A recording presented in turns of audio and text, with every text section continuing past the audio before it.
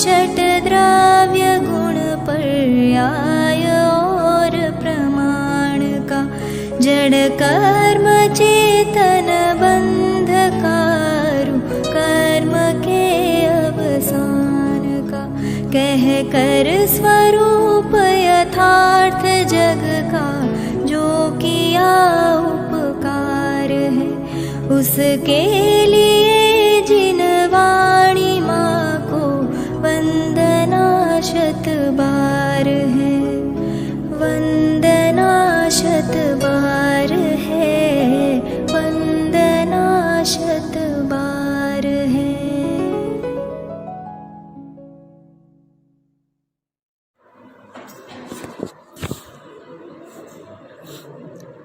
मोक्ष मार्गस्य नेतारं वेत्तारं कर्म भूभृतां, ज्ञातारं विश्वतत्त्वानां वन्दे तद्गुणलब्धये, वन्दे तद्गुणलब्धये।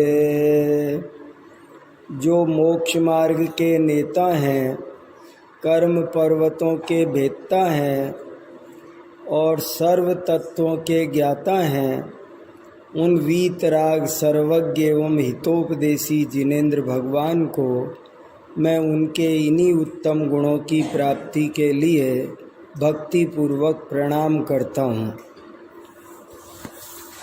इस मंगलाचरण से आप सब परिचित ही हैं। सारे न्याय शास्त्र का जन्म ऐसा लगता है जैसे एक इस श्लोक में से ही हुआ है। पूरा का पूरा न्याय शास्त्र मानो, क्योंकि इसी श्लोक का विस्तार करते हुए आचार्य समंत भद्र ने आप्तमीमांसा आदि ग्रंथों का प्रणयन किया। तो अभी आज अपन ने ये न्याय प्रदीपिका पुस्तक का विमोचन किया और इसमें से मैंने कई महत्वपूर्ण बात आपको आज दिन में कहने की कोशिश की।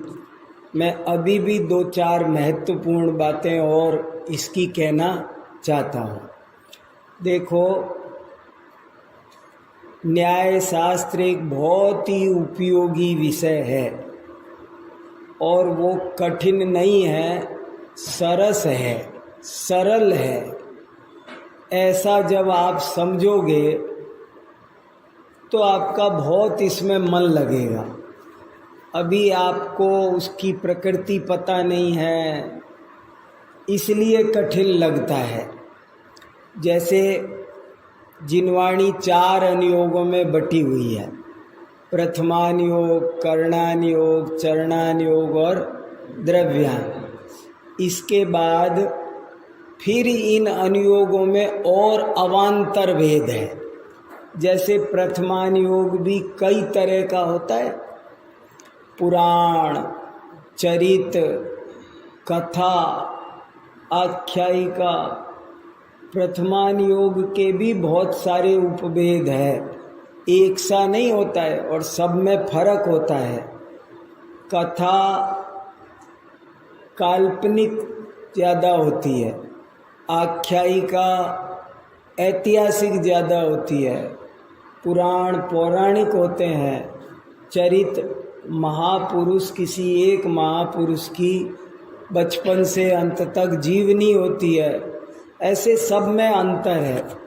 कर्णान योग के भी बहुत उपभेद है, चरणान योग के भी बहुत उपभेद है, श्रवणाचार ऐसे ही द्रव्यान योग के भी 3 भेद हैं। न्याय, सिद्धांत और अध्यात्म। द्रव्यान योग 3 प्रकार का होता है, न्याय, सिद्धांत और अध्यात्म। तो न्याय को समझना भी बहुत ज़रूरी है। वो द्रव्यान योग का ही एक हिस्सा है, बहुत प्रयोजनभूत विषय है। मैंने ये बता के ये कहा है कि आप इसको कर्णान योग का, प्रथमान योग का विषय न समझें। आप इसे द्रव्यान योग का मूलभूत विषय है, जिसके बिना द्रव्य व्यवस्था, तत्व मीमांसा कुछ समझ में नहीं आ सकती। ऐसा ये सुंदर विषय है। ऐसा समझकर इसको गंभीरता से लेना चाहिए। तत्वार्थ सूत्र में साफ साफ का अपन ने दोपहर में कहानी पढ़ी, उस कहानी को बहुत अच्छे से समझना चाहिए। उसका अभिप्राय ये है कि सही जानो, गलत जानना ही दुख का मूल कारण है, और सही जानने से सारा दुख पल भर में दूर हो जाता है। अगर वो 1 मिनट में ये जान ले कि ये तो कौवे का स्वरूप ही है, ये तो सूर्य का स्वरूप ही है, तो उनका सारा व्यर्थ का आकुल व्याकुल परिणाम समाप्त हो जाएगा। इसलिए सत्य को जानने की कोशिश करो। जिंदगी का एक ही लक्ष्य होना चाहिए, सत्य को जानना। कैसे भी करके, बिना किसी पक्षपात के, हम जैन हैं, जैन धर्म में जन्म लिया है, ऐसे नहीं। हमको तो सच्चाई जानना है, चाहे किसी भी धर्म की हो। ऐसा जब तक आपका अनाग्रह भाव नहीं होगा, तब तक आप न्याय शास्त्र को नहीं पढ़ सकते। न्याय शास्त्र को पढ़ने के लिए आदमी एक अलग ही मिट्टी पानी का होना चाहिए।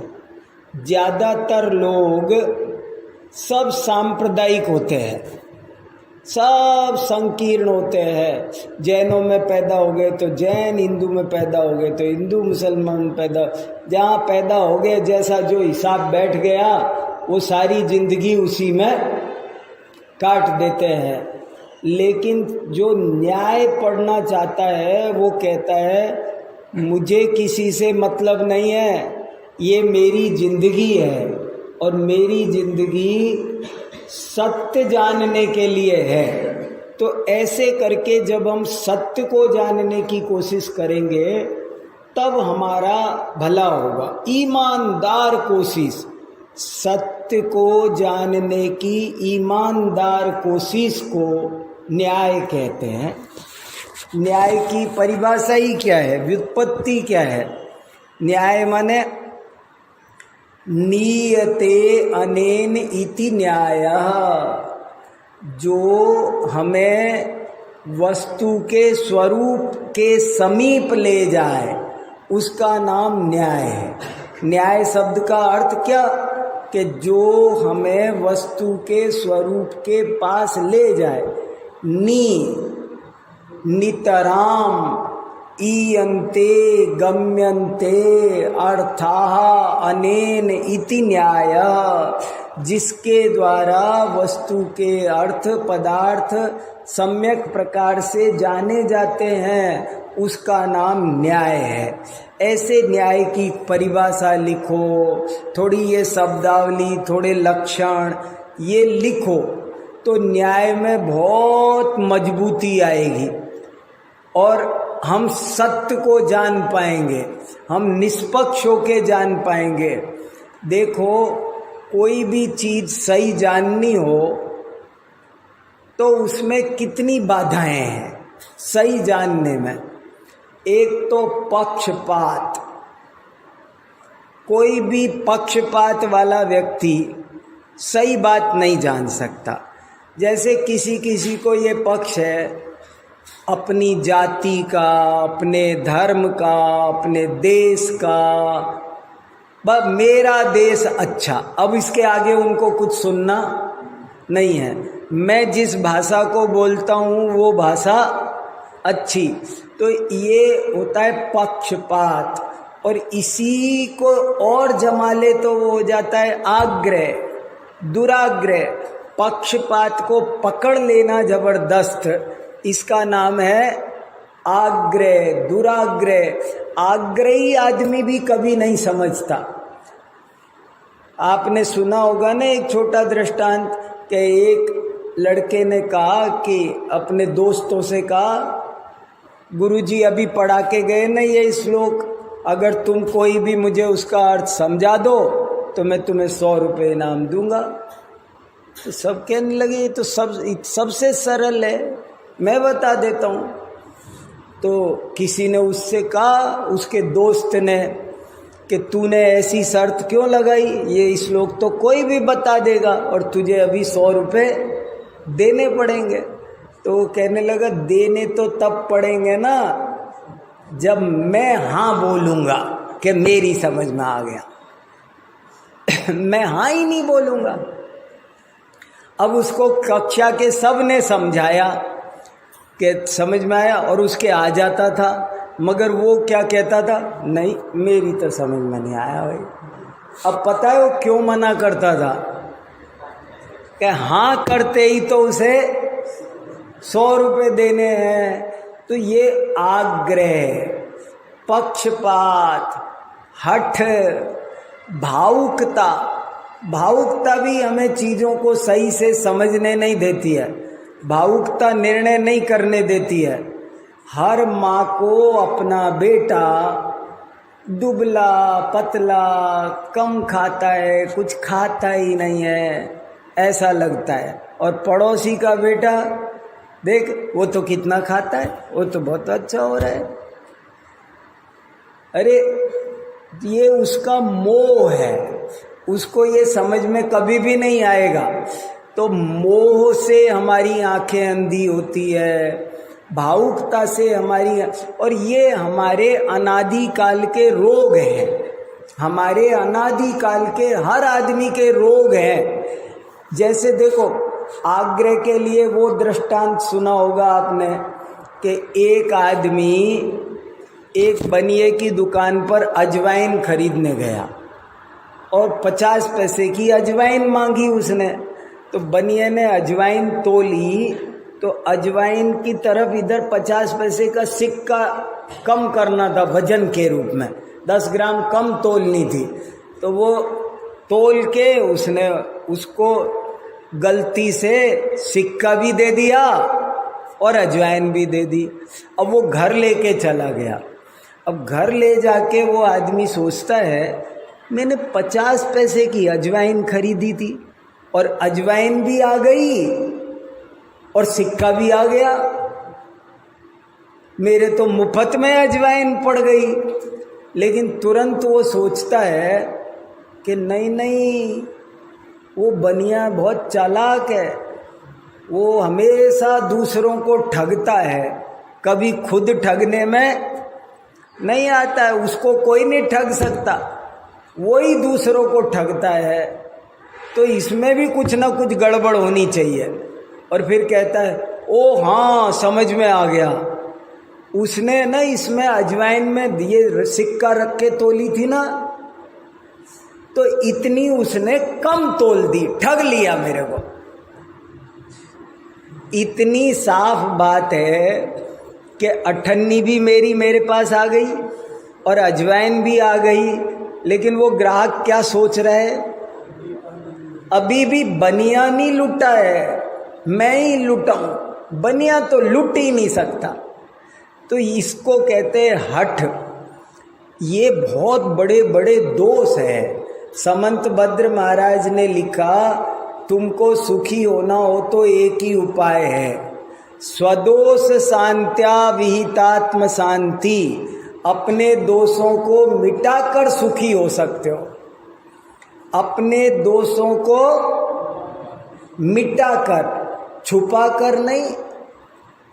बहुत से लोग छुपा के बड़े बनना चाहते हैं, अपने दोषों को छुपाकर बड़े नहीं बन सकते, बल्कि दोषों को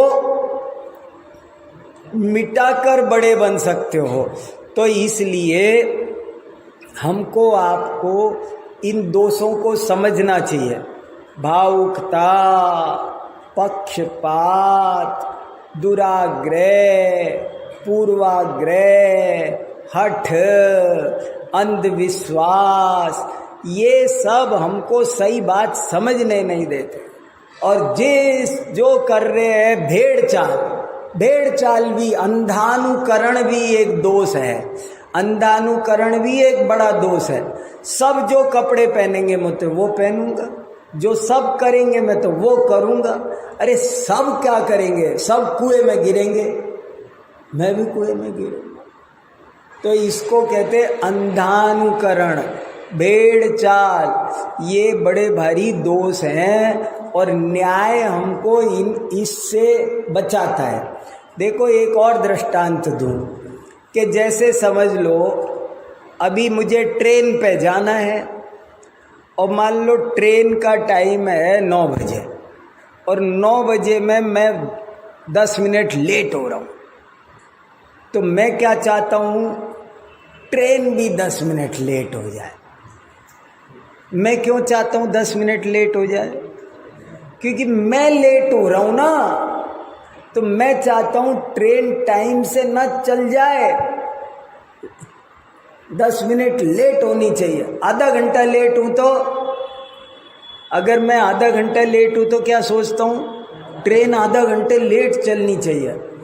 और अगर मैं समय से पहले 8:45 बजे जाके डिब्बे में बैठ गया तो अब क्या चाहता हूँ। और अगर 5 मिनट भी लेट होती है तो कैसा खुड़पुड़ खुड़पुड़ कड़कुड़ करने लगता हूँ। क्या रेलवे डिपार्टमेंट है, टाइम हो गया, चलाते नहीं है, चलाना चाहिए, बेवकूफ़ कहीं के, टाइम की कोई पंक्चुअलिटी नहीं है। अब उल्टा गणित है, तू आके बैठ गया तो कह रहा है टाइम पे चलना चाहिए, और तू अगर 10 मिनट लेट आया और वो टाइम पे निकाल ले गया तो कहता है कैसे लोग हैं, बड़े टाइम के पंक्चुअल बनते, 10 मिनट भी लेट नहीं हो सकते। अरे हम आ ही तो रहे थे, ऐसी कुछ इतनी सी तो लगी जाती है 5-10 मिनट तो, अब ऐसे बोल रहे। तो ये जो ऐसे लोग हैं वे कभी भी न्याय से, तत्व से, सत्य का ज्ञान नहीं कर सकते हैं। इसलिए इन दोषों को छोड़कर ईमानदार एक वैज्ञानिक की तरह बनना पड़ेगा आपको कि भाई देखो सही बात सही है। 2 तरह के लोग होते हैं दुनिया में, एक तो होता है जो कहता है खरा सो मेरा, और एक कहता है मेरा सो खरा। मेरा सो खरा मतलब जो मैंने कह दिया ना वो सही है, और एक कहता है नहीं मैंने नहीं, जो सही बात होगी इसमें वो मेरी है।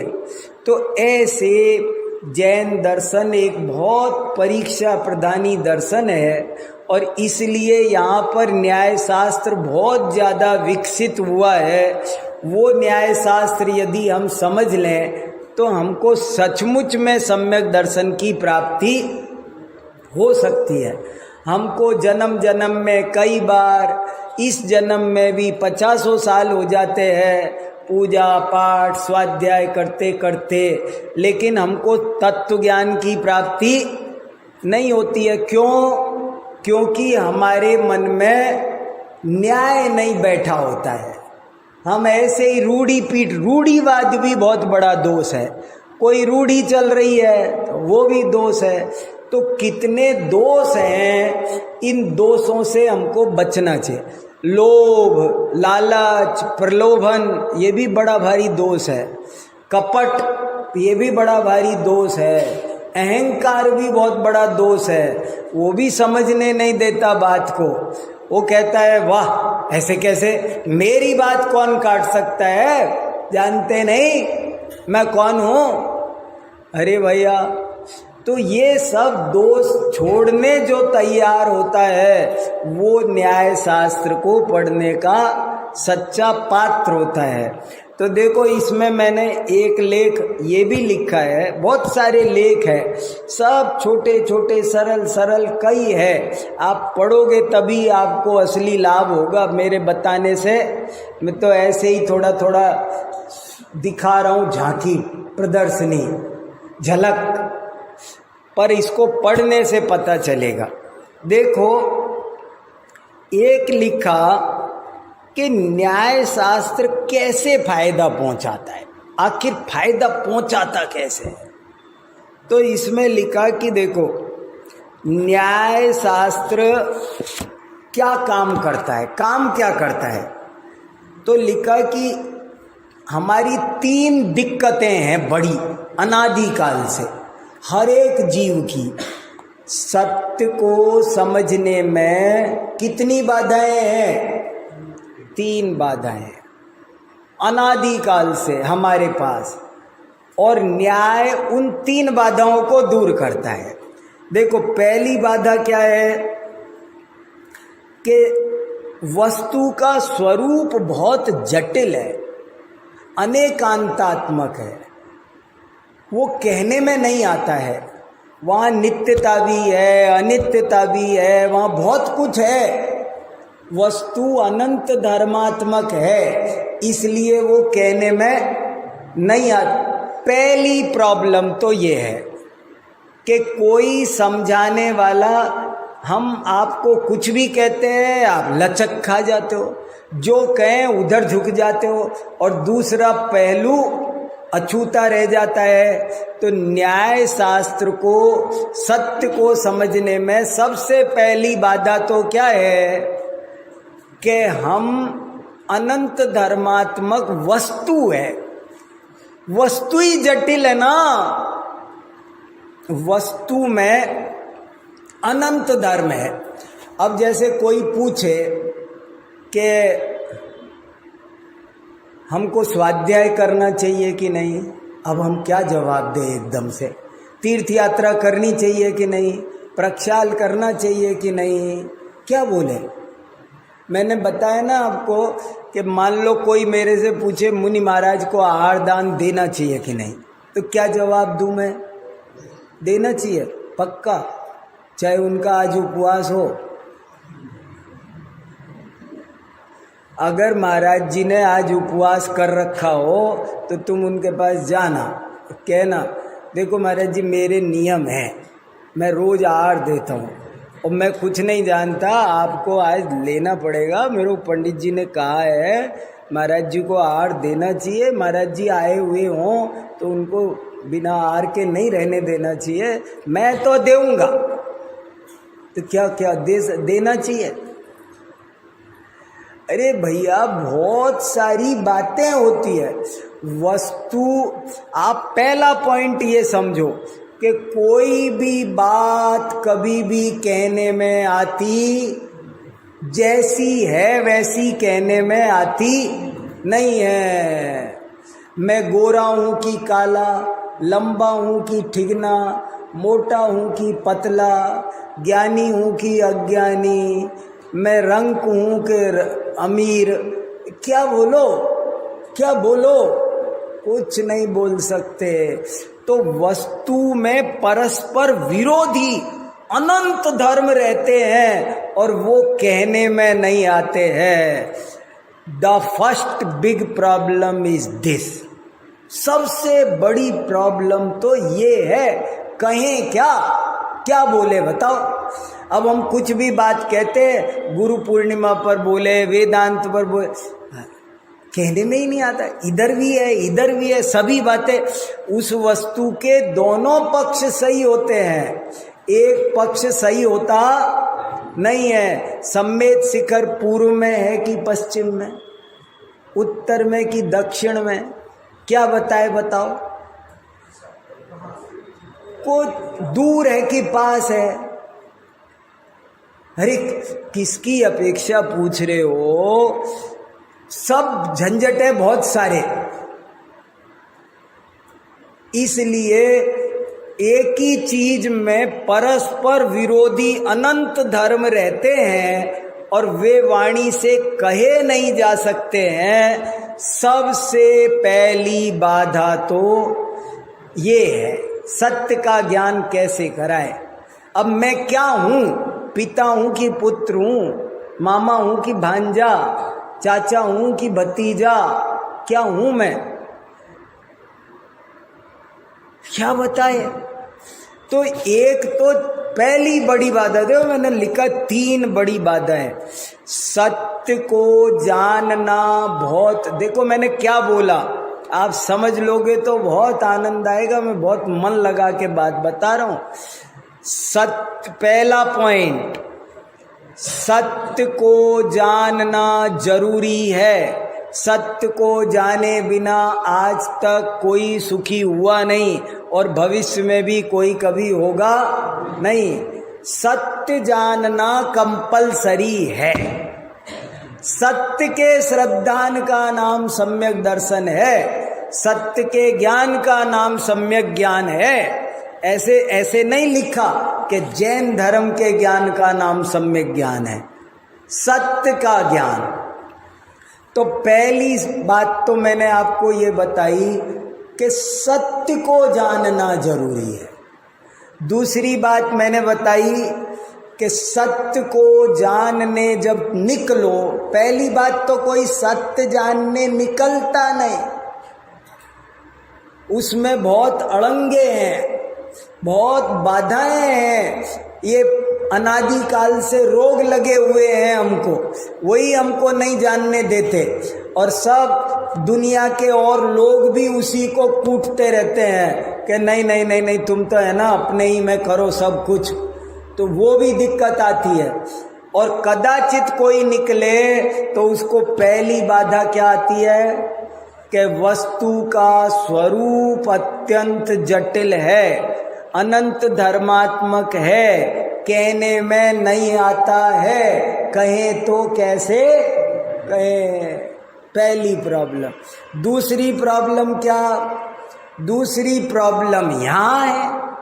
देखो, पहली प्रॉब्लम तो वस्तु में है कि वो अनंत धर्मात्मक है। दूसरी प्रॉब्लम यहाँ है कि यहाँ भी तो ये बीमारियां लगी है ना, पक्षपात, आग्रह, दुराग्रह। हमारी आंखों पे भी तो गंदे गंदे चश्मे, हमने पीला चश्मा लगा रखा हो तो हमें सफेद दीवार भी पीली दिखेगी। तो ये सब बीमारी, दूसरी बीमारी यहाँ है।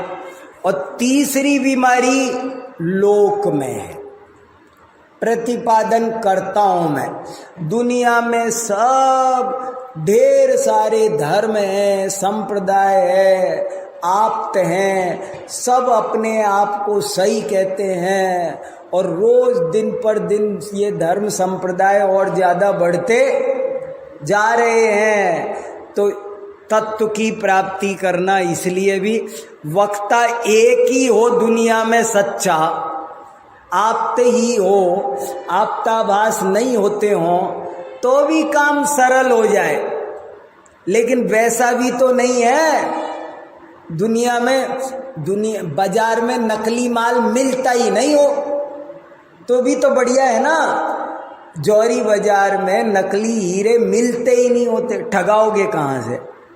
लेकिन समस्या तो ये है कि मिल रहे हैं और 100 दुकानों में से 90 दुकान तो ठगने वालों की है, नकली माल बेचने वालों की है। 10 दुकान ऐसी है जिन पे असली माल मिलता है, तो उनको सेलेक्ट करना, उन पर पहुंचना, ये भी बड़ी बात है। तो 3 बड़ी बाधाएं, फिर से सुनो, बहुत बढ़िया बढ़िया। पहली बात, वस्तु का स्वरूप जटिल है। दूसरी बात, हम, मोह, राग, द्वेष, भावुकता, हट, नाना दोषों से दूषित हैं। नंबर 3, लोक में मतभेद बहुत ज्यादा है। क्या करो, हमें लगता रहता है कहीं वो धर्म सही हुआ तो, कहीं वो धर्म सही हुआ तो, हमारा दिमाग उसमें भी चलता है। तो ये 3 बड़ी बाधाएं हैं और इनको दूर करना, कोई तोप, तलवार, बंदूक, कोई टॉर्च वॉर्च से कैसे भी ये समस्या दूर होती? ये 3 प्रॉब्लम कैसे दूर हो बताओ?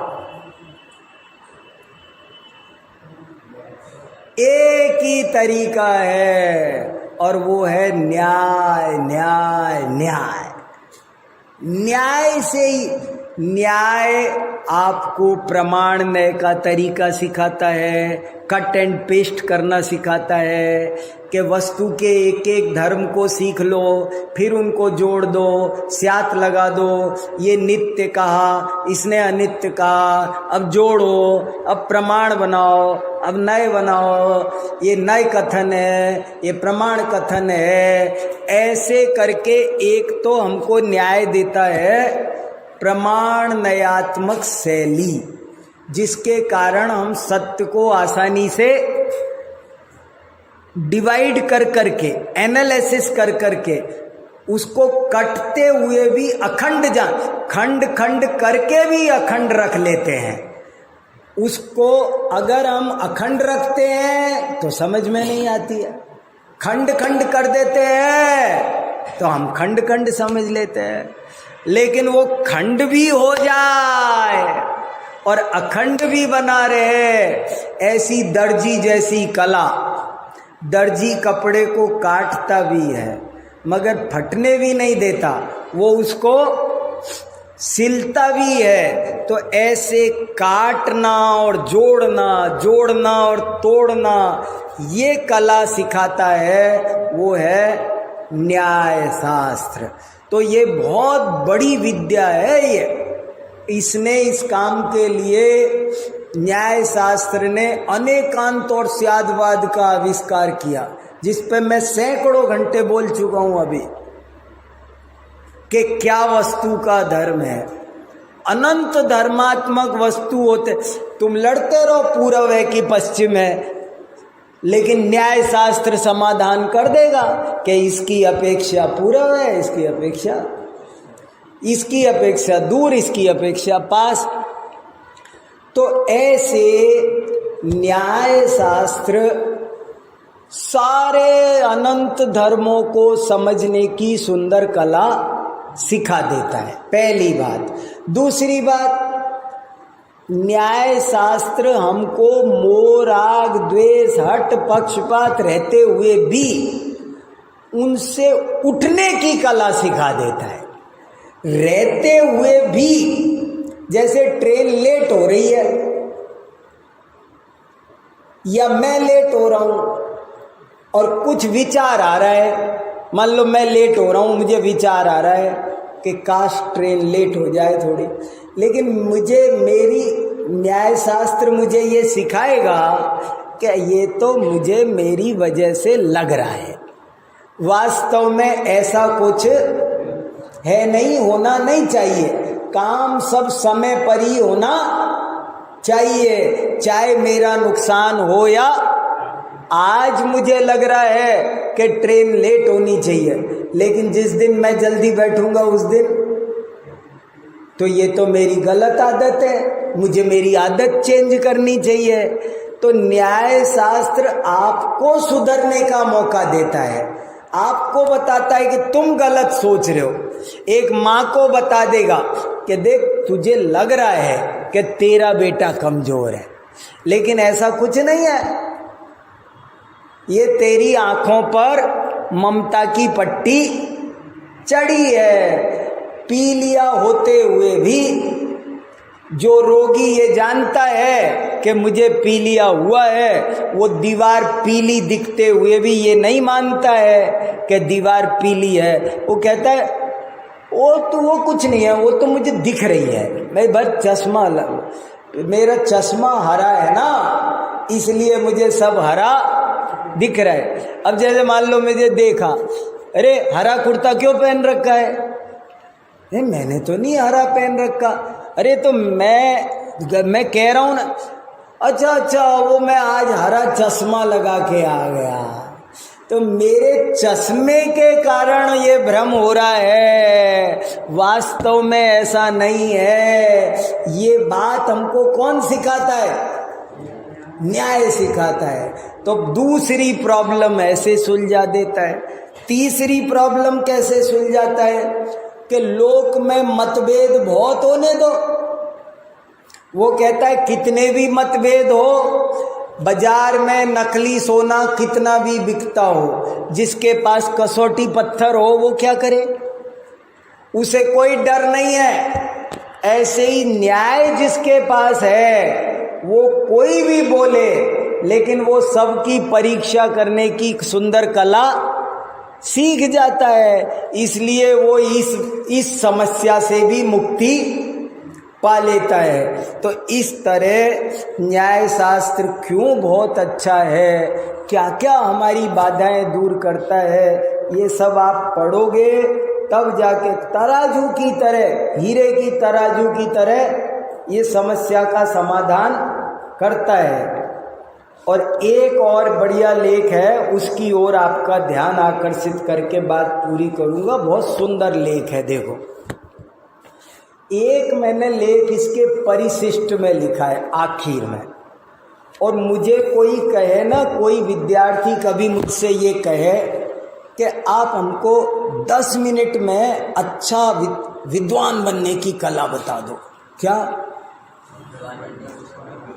कोई कहे मुझे 10 मिनट में समझा दो अच्छा विद्वान बनने की कला, मेरे पास भी टाइम कम हो तो मैं उसको ये सिखाता हूँ।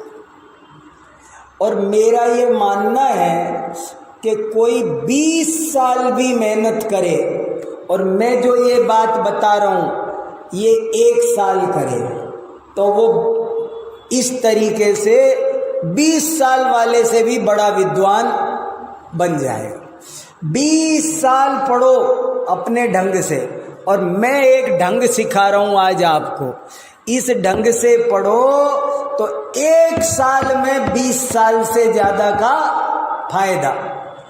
अगर आप 50 साल का जीवन है तो 250 साल का लाभ उठाओगे। 5 गुनी जिंदगी बढ़ा दूँ आपकी तो कैसा रहे आज ज्ञानोदय आकर, हैं? ऐसी बात है ये। तो क्या करना है, तो मैंने एक लेख लिखा है, उस लेख का नाम है विद्यार्थी के सट आवश्यक। आपने आज तक श्रावक के सट आवश्यक सुने होंगे, आपने साधु के सट आवश्यक सुने होंगे, लेकिन विद्यार्थी के सट आवश्यक क्या होते हैं वो देखो आज आप।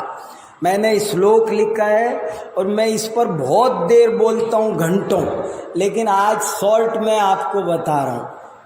6 काम रोज करो, एक भी दिन मत छोड़ो। 6 काम डेली करने हैं। कौन कौन से 6 काम हैं? आवश्यक, आवश्यक माने अनिवार्य रूप से करने योग्य काम।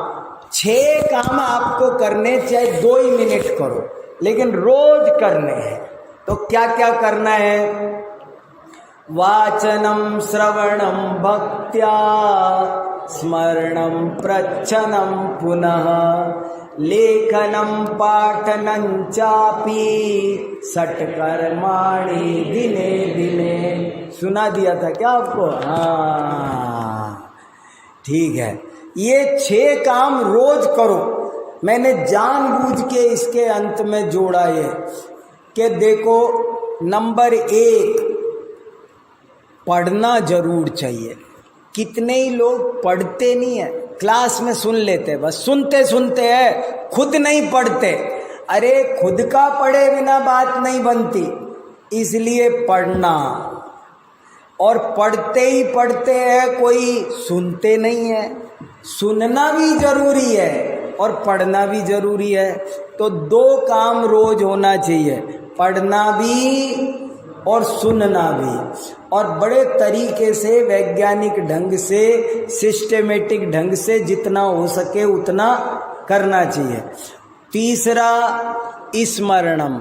रोज एक श्लोक कंठस्थ करो, एक लक्षण परिभाषा कंठस्थ करो। प्रच्छनम, प्रच्छनम माने पूछना चाहिए। रोज 2-4 सवाल पूछने चाहिए। पूछने से ज्ञान बहुत निर्मल होता है। कितने ही विद्यार्थी शर्मीले होते हैं, पूछते ही नहीं, सारी जिंदगी नहीं पूछते, जाने क्या आदत है।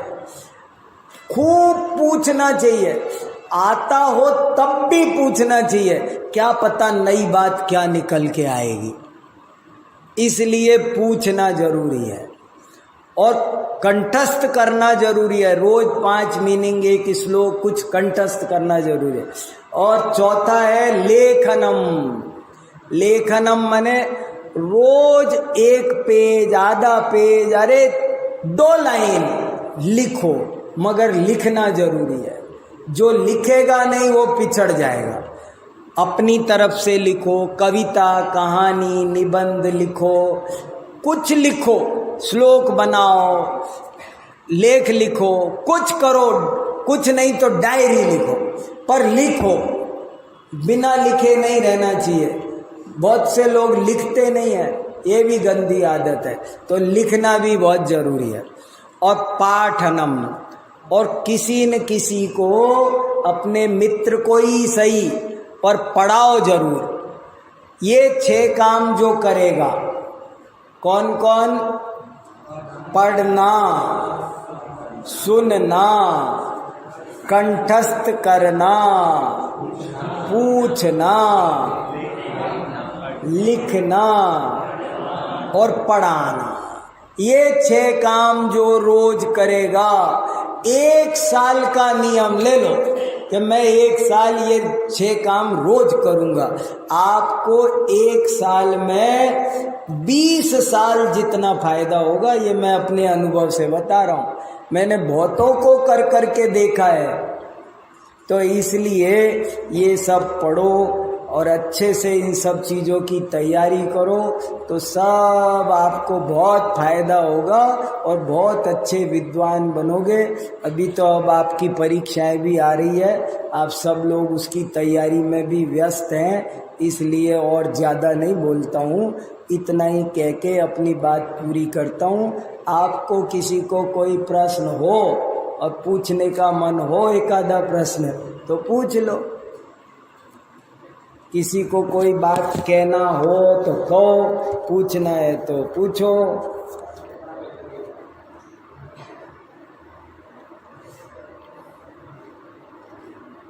प्रसन्न रहना जरूरी है, आनंद के साथ में पढ़ाई करो। हाँ बताओ। 6 कलाएं बताई हैं। हाँ हाँ। तो उनको एक साथ करने में तो बहुत टाइम लगेगा। नहीं, सुनना किसी को, और उसका स्मरण करना, पूछना, कोई बहुत टाइम नहीं लगेगा। देखो, आप 1 घंटे में 6 आवश्यक पाल सकते हो।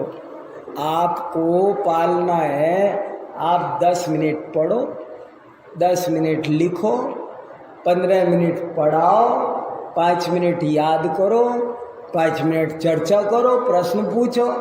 1 घंटे में भी 60 आवश्यक हो सकते हैं।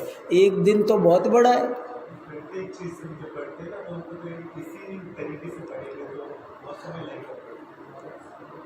प्रत्येक चीज का मतलब नहीं समझा मैं। हर बात पर 6 बात इस विषय पर लगाना है। 6 बात जरूरी नहीं कि हर बात पर लगाना है, हर बात पर नहीं लगाना है, लेकिन आप जो भी काम कर रहे हैं उसमें ये 6 काम रोज होने चाहिए। ऐसे नहीं हर एक बात ही, एक श्लोक पढ़ा तो अब उसको 6 कामों पे अपनाओ है। वो तो हो जाए नहीं हो जाए, पर कुछ ना कुछ चलता रहे, ऐसा मतलब है। समझ में आया ना?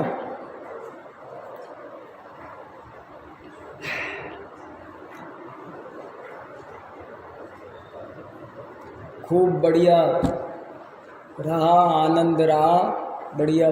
कितना बढ़िया भव्य मंदिर है यहाँ का, शानदार मंदिर है।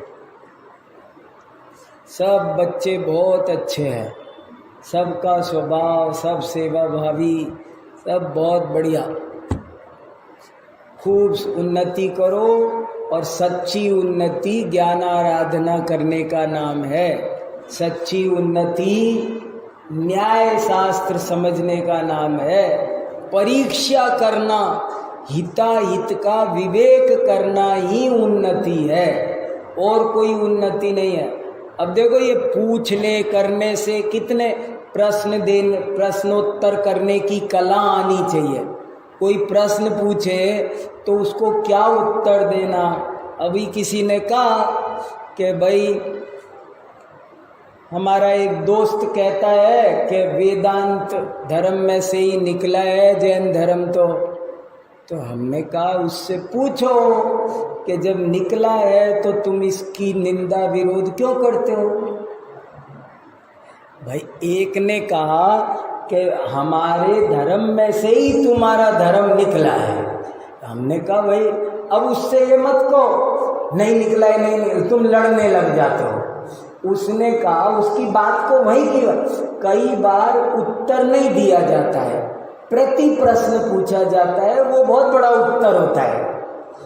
प्रश्न का प्रति प्रश्न ही कभी कभी बहुत बड़ा उत्तर होता है। जरूरी नहीं कि आप उत्तर के चक्कर में पड़ो।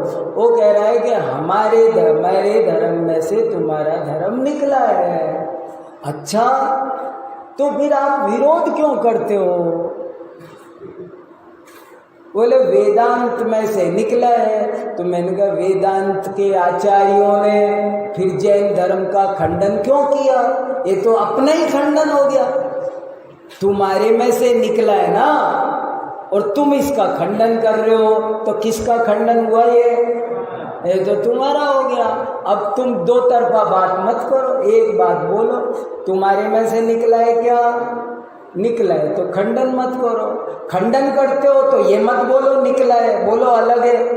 तो तुम अलग हम अलग। ऐसे न्याय शास्त्र पढ़ने से बुद्धि बहुत धारदार हो जाती है, बहुत पैनी बुद्धि हो जाती है। हर प्रश्न का उत्तर देना आता है। जैसे क्लास में पढ़ा रहे, पूछा हाँ भाई पीछे तक सुनाई देता है, पीछे वाले बालक तुमको मेरी आवाज़ आती है? तो वो बोला जी नहीं आती है। तो बोले ये कैसे आई? नहीं आती है, तेरी बात से सिद्ध हो गया कि तुझे मेरी आवाज़ आ रही है। आ रही होती, नहीं आ रही होती तो नहीं आती ये उत्तर भी तू नहीं देता, फिर तो चुप ही बैठा रहता ना। तूने उत्तर दे दिया, उससे सिद्ध हो गया कि तुझे मेरी आवाज़ आ रही है। हम कितनी बार कहते हैं देखना सामने कितना अंधेरा है, कुछ नहीं दिख रहा। तो बोले कितना अंधेरा है और कुछ अंधेरा है और अंधेरा दिख रहा है, कुछ कैसे नहीं दिख रहा? अंधेरा है और अंधेरा दिख रहा है, तो दिख रहा है कि नहीं दिख रहा कुछ? तो ऐसे न्याय शास्त्र पढ़ने से बहुत पैनी बुद्धि होती है।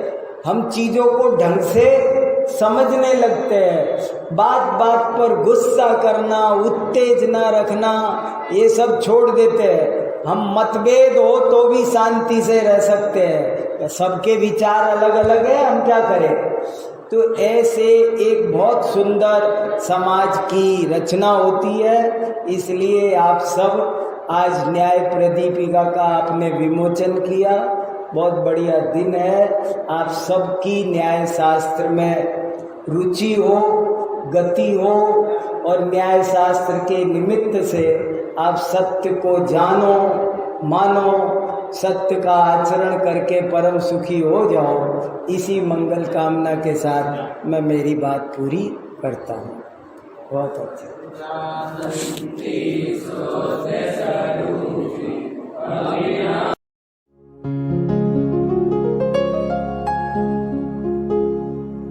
निज निधि निज में बताए, यह अनंत उपकार है उसके लिए जिन वाणी माँ को वंदना शत बार है, वंदना शत बार है, वंदना शत बार है।